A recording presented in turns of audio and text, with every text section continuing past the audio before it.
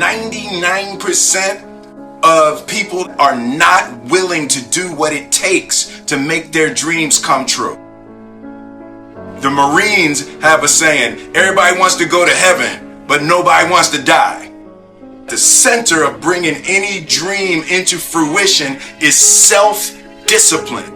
You know, something as simple as food and eating is not about your body as much as it is about your mind. It's getting command of your mind to be able to choose actions that are in your own best interest.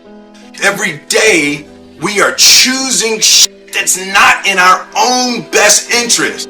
So if the world is attacking you and the world wants to fight you and the world's trying to hold you down, so you're going to kick yourself in the balls? So you're going to stop yourself from getting what you dream. And I think the word discipline has kind of gotten a bad name. We think about it in terms of punishment. I'm not talking about discipline in that way. I'm talking about discipline in the sense that you forego immediate pleasure for the exchange of long-term self-respect. I believe that self-discipline is the definition of self-love.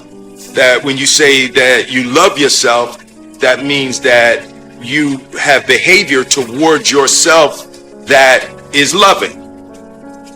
Self-discipline is the center of all material success. You cannot win the war against the world if you can't win the war against your own mind.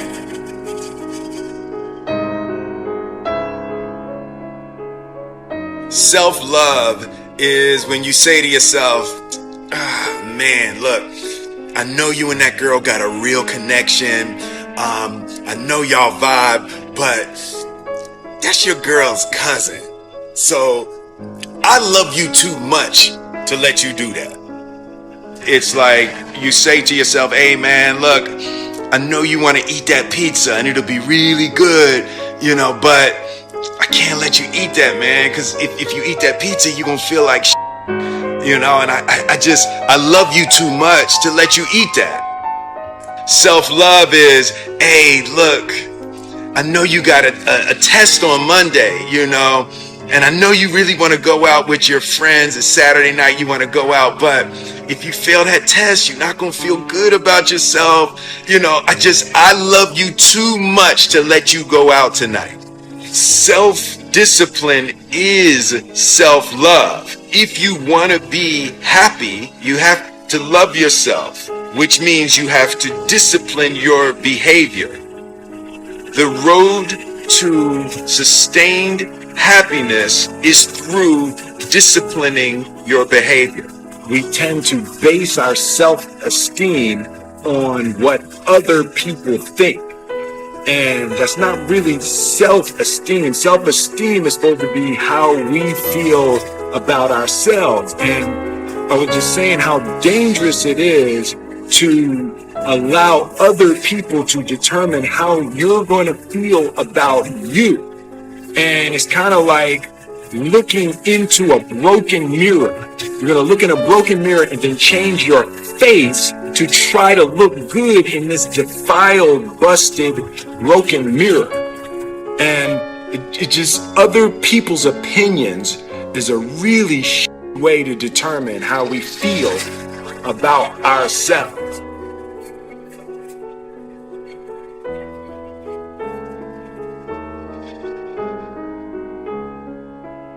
It don't matter whose fault it is that something is broken if it's your responsibility to fix it. For example, it's not somebody's fault if their father was an abusive alcoholic, but it's for damn sure their responsibility to figure out how they're going to deal with those traumas and try to make a life out of it. It's not your fault if your partner cheated and ruined your marriage, but it is for damn sure your responsibility to figure out how to take that pain and how to overcome that and build a happy life for yourself. Fault and responsibility do not go together. It sucks, but they don't. When something is somebody's fault, we want them to to suffer. We want them punished. We want them to pay. We want it to be their responsibility to fix it. But that's not how it works, especially when it's your heart.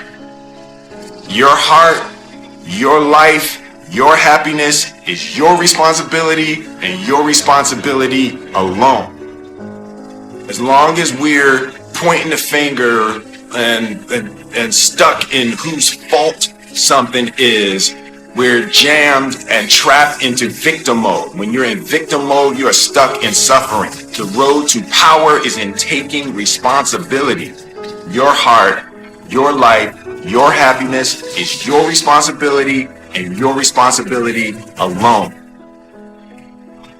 You can make a person smile, you can make a person feel good, you can make a person laugh, but whether or not a person is happy is deeply and totally and utterly out of your control.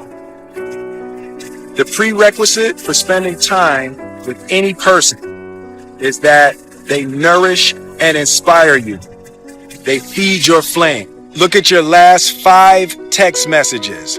Are those people feeding your flames or dousing your fire? Put your phone down for just a second and look around. Look to the people around you. Are those people throwing logs on your fire or are they pissing on it?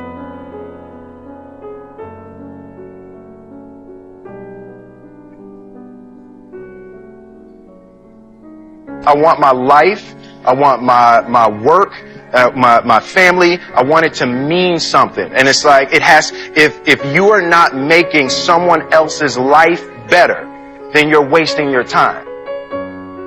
The separation of talent and skill is one of the greatest misunderstood concepts for people who are trying to excel, who have dreams, that want to do things. Talent you have naturally. Skill is only developed by hours and hours and hours of beating on your craft.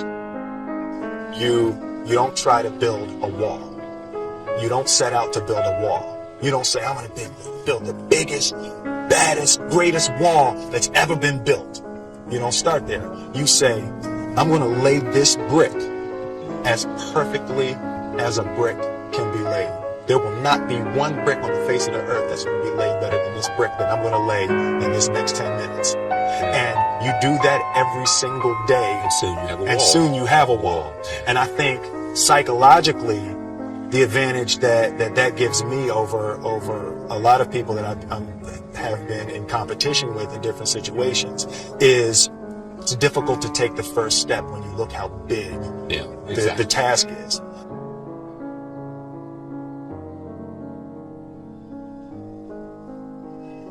The definition of who I am is very clear to me, and it also redefines who I want to be.